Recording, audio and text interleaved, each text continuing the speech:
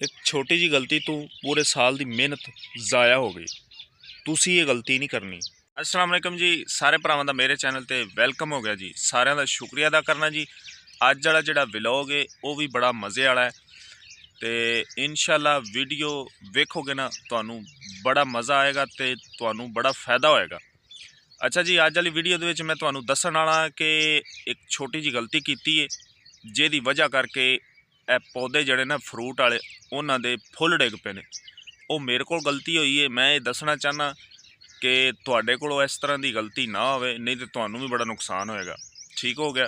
तो अज वाली वीडियो दे विच सारी गलबात मैं दसांगा अपने जिमीदार भरावां नूं ताकि उन्हां दा नुकसान ना होवे। तो शर्त है कि वीडियो पूरी वेखनी है, पूरी वेखोगे तो फिर तुहानूं पता चलेगा कि वो किहड़ी गलती हुई है जिहदी वजह करके मेरा नुकसान होया, तुहाडा ना होवे। चलो जी, असी अपना व्लॉग शुरू करने हैं तो अज वाली सारी गलबात तुहानूं दसदे हैं। आ वेख लो जनाब जी, पौधे नूं फुੱਲ बड़े लगे ने, स्प्रेयां भी बड़ियां कीतियां ने, पर फिर भी जड़ा ना फुੱਲ डिगड़ू नहीं हटे। ए वेख लो तुहाडे सामने किन्ने फुੱਲ लगे ने, ए वेख लो।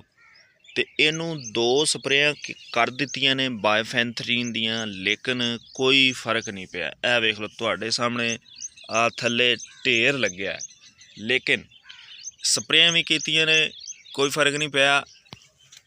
एक बहुत वड्डी गलती ये हो गई जिहदी वजह करके स्प्रे का भी कोई फर्क नहीं पिया। ए वेख सकते हो ना तुहाडे सामने।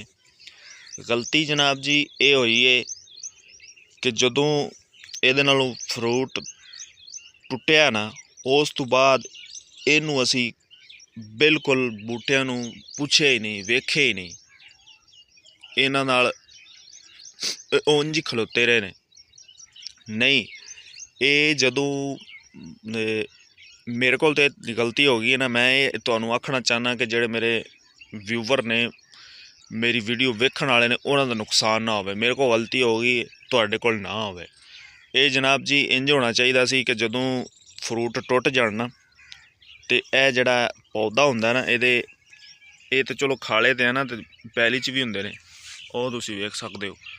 तो ये जनाब जी जदों ਇਹਦਾ ਇਹ ਟੁੱਟ ਜਾਣਾ, फ्रूट टुट जाना, इन्हां तो फौरन बाद जिहड़ा ना तुसीं इन्हां दी सोक कड्ढणी है।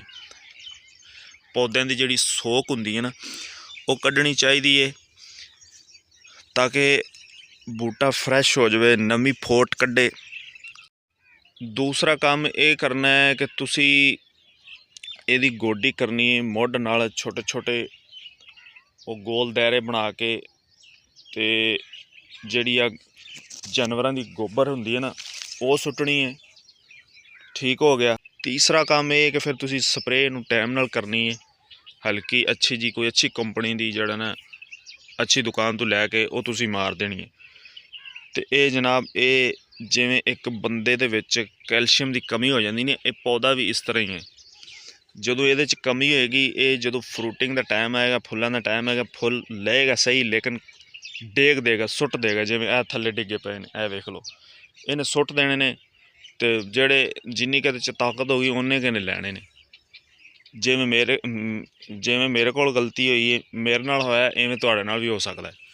लेकिन गल ये कि तुसीं ये चीज़ां रखनियां ने, इन्हां चीज़ां दा ख्याल रखना है ताकि तुहाडा नुकसान ना होवे। मेरे कोल तो जिहड़ा मेरा तो होना सी हो गया जे हो।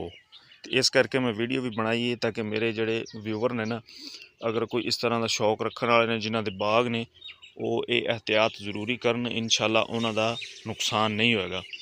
ठीक हो गया। गोडी करनी है इन्हां दी, वो विचों ये सोक कड्ढनी है। तीसरे नंबर पर इन्हां नूं खाद शाद पानी है, तो स्प्रे हल्की शल्की मारनी है। इंशाल्लाह फल फुल तो अल्लाह ताला की ज़ात लांदी, लेकिन बंदे की मेहनत हुंदी, नीयत हुंदी, इंशाल्लाह बहुत अच्छा तुहानूं रिजल्ट आएगा, तो बहुत ज़्यादा मुनाफा होएगा।